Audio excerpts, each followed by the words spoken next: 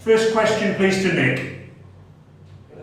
Thanks so much, Brian. Cameron, well batted today. Can I please get your thoughts on not only your knock today and your partnership with Alex, but also the delivery that dismissed you in the end? What happened there? Was it just a matter of a beautiful delivery towards the end of the session? Yeah, he bowled really well all day, Naseem. He was getting the ball to reverse pretty largely both ways. Unfortunately, just a lack of concentration when you've been batting out there for a while. I thought I saw the ball go away from me, but it came back in, and that's kind of what you faced over here. So hopefully I'll play better next time. Mel Farrell, please.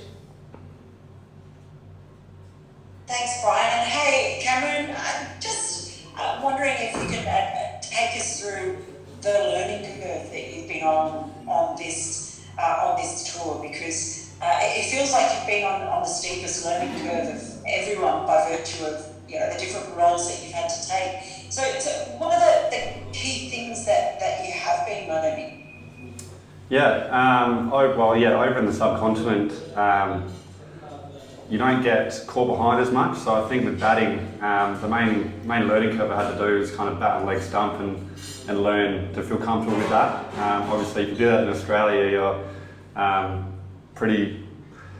you probably can nick off a lot more, and you're not too worried about getting LBW because it's probably going over. But over here, everything goes underground. So the main learning curve is trying to get used to batting on leg stump, feeling comfortable with that, and then obviously with the spin bowlers, how you play them when the ball kicks a bit lower and turns a bit more. So it's been a really good trip for learning, I guess.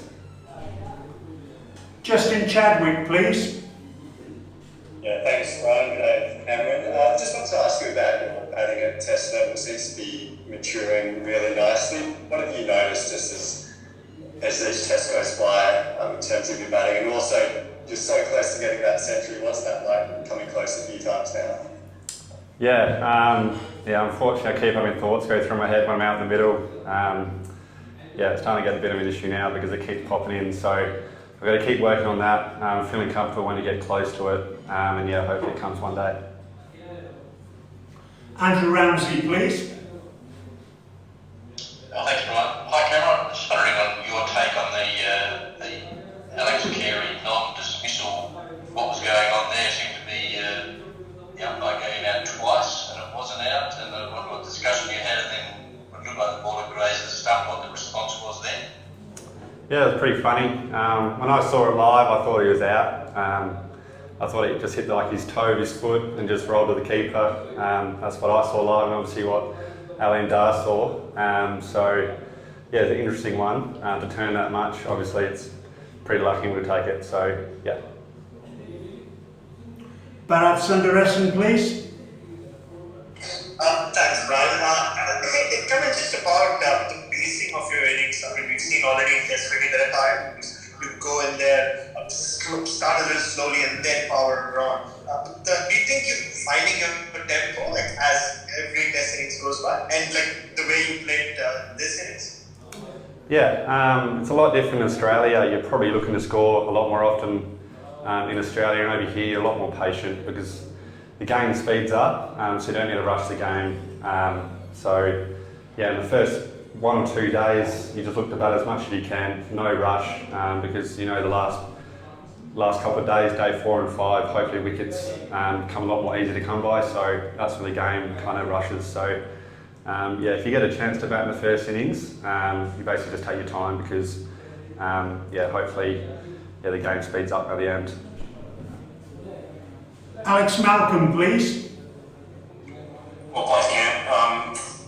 Just want to ask you about partnership batting. You've done a good job forming some partnerships. You did in the Ashes with Uzi and Trav, and you did it today with Alex. Can you give us any insights into the types of things you and Alex were working on together to get in a rhythm together, to keep each other motivated and working well throughout the day?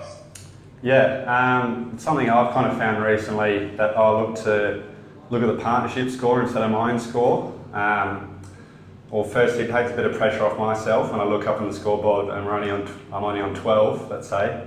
But if the partnership's on 30, you feel a lot more calmer. So that's kind of what I've been trying to do recently, just to focus more on the partnerships, and then your own score will obviously gradually increase. So that's kind of what me and Alex did. Obviously at the time, we kind of needed a big partnership. I think we were 5 for 200. We needed that big partnership. So yeah, Kez batted awesome.